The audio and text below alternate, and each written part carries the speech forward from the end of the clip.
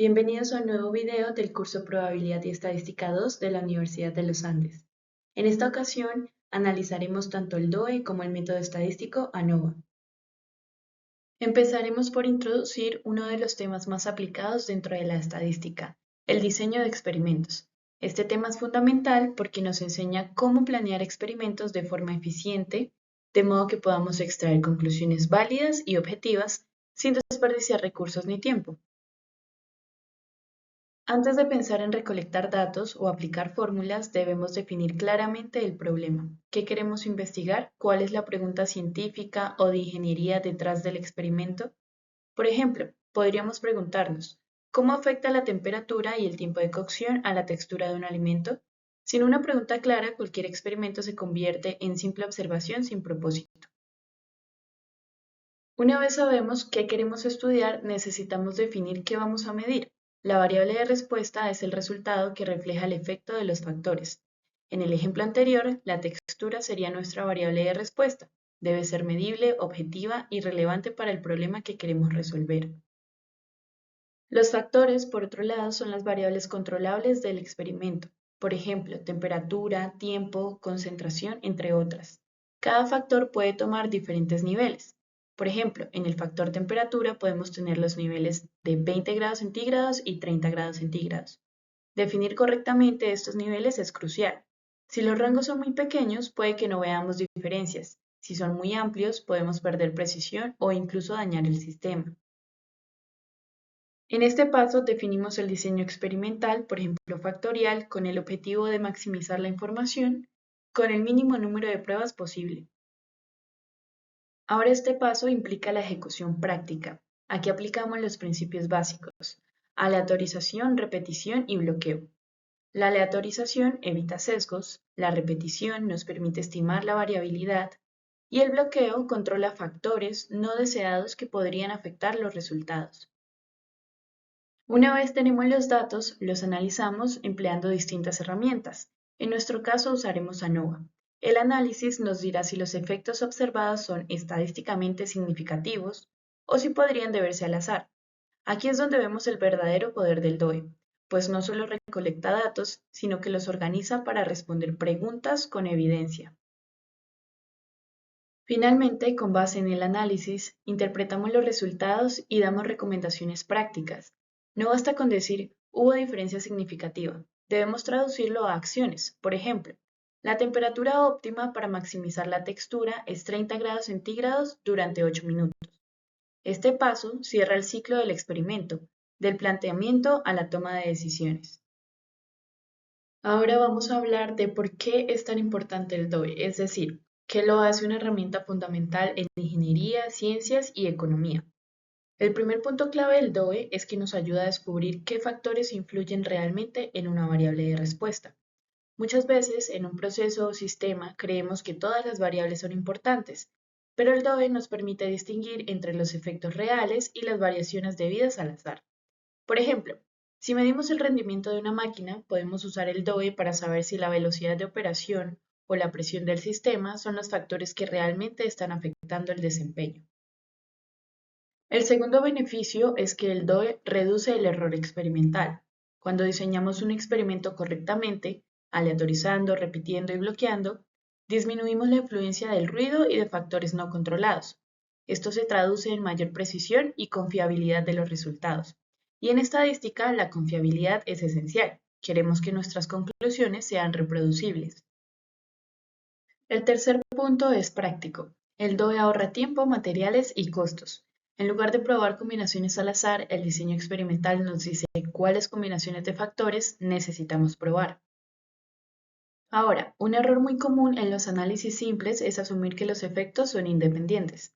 El DOE nos permite detectar interacciones entre factores. Por ejemplo, el efecto de la temperatura puede depender del tiempo de reacción. Esto es muy importante porque en la práctica los sistemas rara vez son lineales. Los factores se combinan, se potencian o se anulan entre sí. Por último, el DOE es una herramienta estratégica en la mejora continua. Se utiliza en metodologías como Six Sigma, en el control de calidad industrial y en la investigación científica moderna.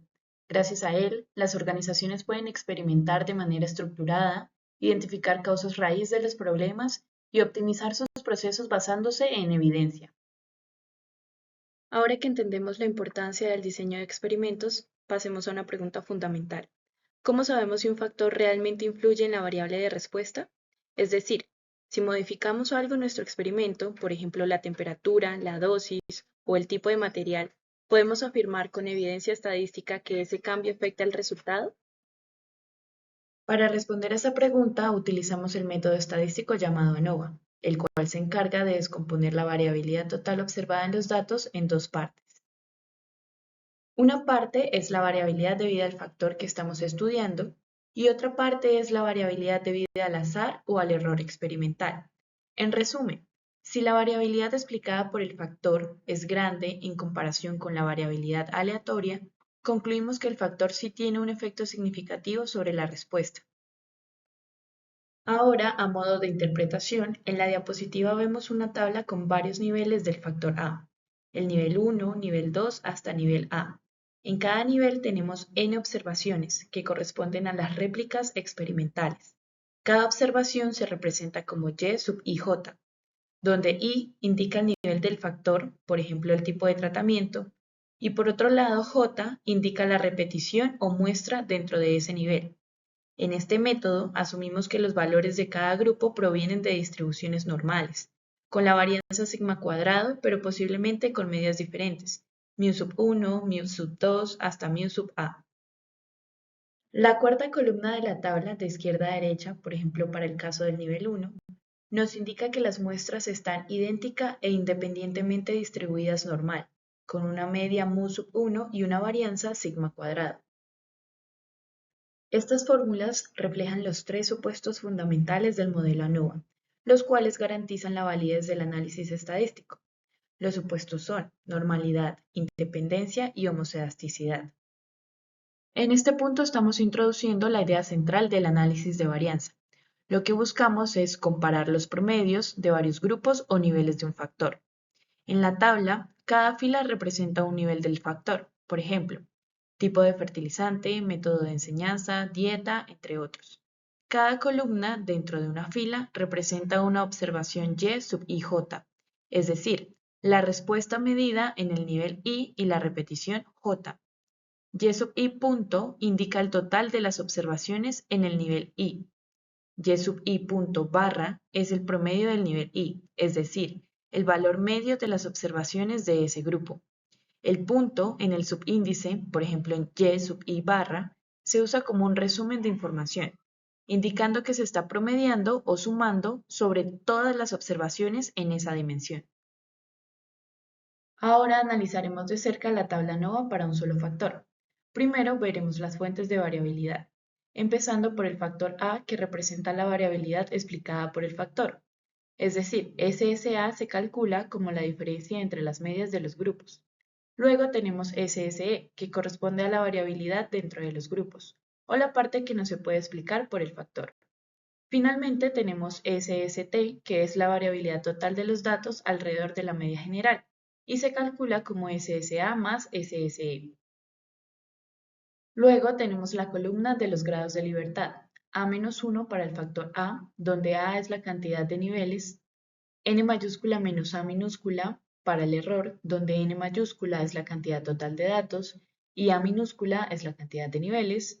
Y finalmente se calcula GLT, que son los grados de libertad totales, que se calculan como N menos 1. Continuamos con las medias cuadráticas que se obtienen dividiendo las sumas de cuadrados entre sus respectivos grados de libertad.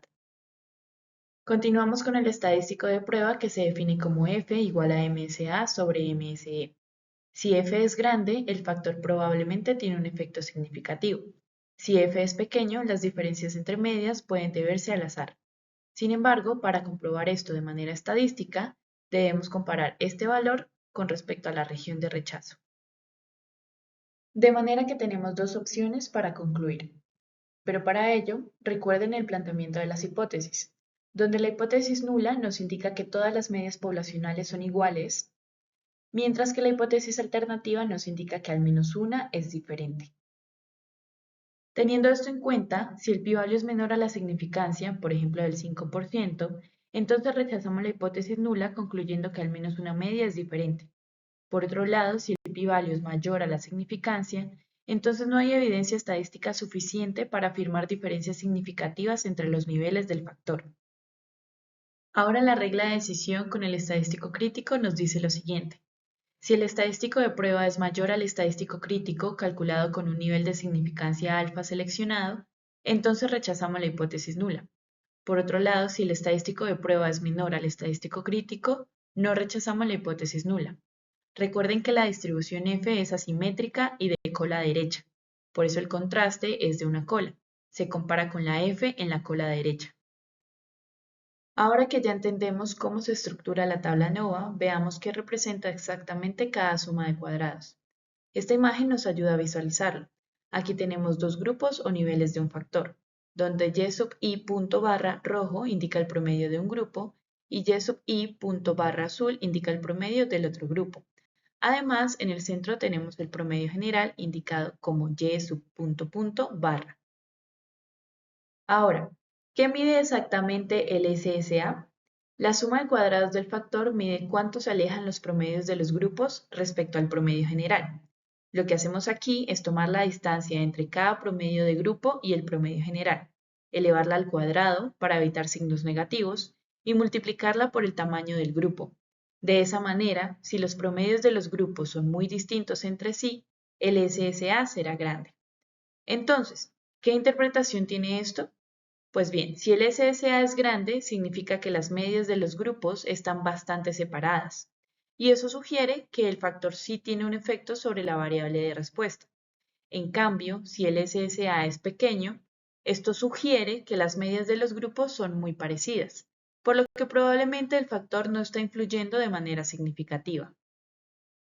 Ahora, ¿cómo se puede ilustrar la suma de cuadrados del error? Observemos la imagen. Cada grupo, en rojo y azul, tiene varios puntos que representan observaciones individuales, y debajo vemos una especie de curva que abraza los datos alrededor del promedio de su grupo. Eso simboliza la dispersión interna. ¿Qué tan lejos están los datos de cada grupo respecto a su propio promedio? Matemáticamente, en la suma de cuadrados del error, tomamos cada observación, le restamos el promedio de su grupo, elevamos al cuadrado esa diferencia y luego sumamos todo. El resultado mide la variabilidad que no puede explicarse por el factor, sino que se debe a errores aleatorios o variación natural. Entonces, el SSE es esencial para entender qué parte de la variabilidad total se debe al azar. Si los puntos dentro de cada grupo están muy dispersos, como si los datos se esparcieran lejos del promedio del grupo, entonces el SSE será grande, indicando mucha variabilidad interna. En cambio, si las observaciones están muy cerca de su promedio, el SSE será pequeño, lo que significa baja variabilidad dentro de los grupos. Finalmente, ¿cómo podemos ilustrar el SST? Las líneas curvas que van desde cada punto hasta el promedio general representan las diferencias totales entre cada valor y la media global, de modo que la suma de cuadrados totales mide toda la variabilidad presente en los datos. Recuerden que esta se puede explicar parcialmente por el efecto del factor y por el error aleatorio. Ahora podemos observar la tabla ANOVA de un factor a mayor detalle. Específicamente en la columna 2 de sumas de cuadrados podemos ver las fórmulas matemáticas que observamos anteriormente de manera gráfica. Ahora que ya conocemos las fórmulas para cada componente de la ANOVA, es importante notar una propiedad fundamental. Tanto las sumas de cuadrados como los grados de libertad son aditivos. Esto significa que la variabilidad total, SST, se puede descomponer perfectamente en la variabilidad explicada por el factor, SSA, y la variabilidad residual o de error, SSE. Y del mismo modo, los grados de libertad se descomponen como GLT igual a GLA más GLE. Esto confirma que el modelo ANOVA respeta la estructura total de los datos. Entonces, uno podría creer que también puede sumar las medias cuadráticas para obtener la media cuadrática total. Pero esto no es cierto y es un punto muy importante. Las medias cuadráticas no son aditivas. Esto ocurre porque las medias cuadráticas son promedios ponderados de las sumas de cuadrados, y cada una se divide entre su propio número de grados de libertad. Por tanto, no tienen una relación lineal directa entre sí. Por otro lado, recuerden que el MSE hace referencia al mejor estimador de la varianza y el MST hace referencia a la varianza total de los datos. A modo de cierre, algunos aspectos a tener en cuenta son los siguientes. Por un lado, el DOE es una metodología que combina el rigor científico con la inferencia estadística. Este nos permite entender relaciones causa-efecto y tomar decisiones basadas en datos. Recuerden que un buen experimento no se improvisa, sino que se diseña. Por otro lado, el ANOVA de un factor nos permite determinar si las diferencias observadas en las medias poblacionales son estadísticamente significativas. Finalmente, el valor de la ANOVA y del DOE no está solo en obtener resultados, sino en entender y cuantificar la variabilidad para tomar decisiones basadas en evidencia. Con esto finalizamos nuestro recorrido por los diferentes modelos y sus interpretaciones. Y los invito a practicar y profundizar en estas técnicas que son esenciales para un análisis estadístico riguroso y efectivo.